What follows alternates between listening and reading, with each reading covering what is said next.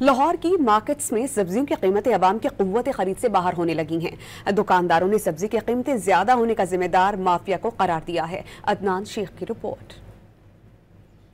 लाहौर में सब्जियों की कीमतें आसमान से बातें करने लगी। टमाटर की कीमत 450 रुपए किलो सुनकर शहरी गुस्से से लाल पीले हो गए। सब्जी की दुकानों पर 530 रुपए में मिलने वाला अदरक 600 रुपए, लहसुन 220 रुपए के बजाय 400 रुपए और प्याज 70 रुपए के बजाय 90 रुपए किलो में फरोख्त हो रहा है। कभी 600 देते, कभी 400 देते, अभी मुझे 400 बता रहा, 300 रुपए दिए किलो। ये देख लो है, अब क्या करें, हम किधर से खाएं?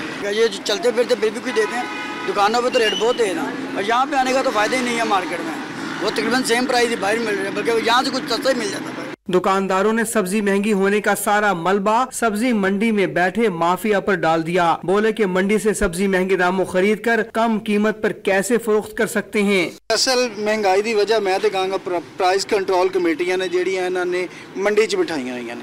अगर वो प्राइस कंट्रोल कमेटियां रेट लिस्ट ਜਿਹੜਾ ਮੰਡੀ 'ਚ माल विकदा ਉਹਦੇ मुताबिक बनाउन, ना कस्टमर की लड़ाई होवे ते ना दुकानदार की लड़ाई होवे।